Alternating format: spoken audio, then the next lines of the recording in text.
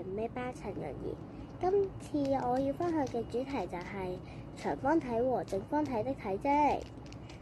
我喺屋企揾到一個屬於正方體嘅物件，就係呢個扭計骰啦。點樣揾呢個扭計骰係咪正方體呢？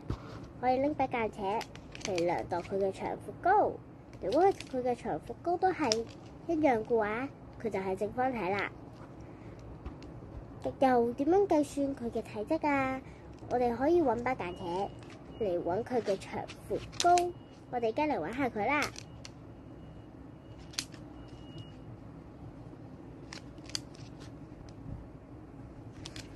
我揾到佢嘅長闊高啦，佢嘅長闊高就都係5，所以我哋揾佢體積嘅時候就要將長闊高都乘埋一齊。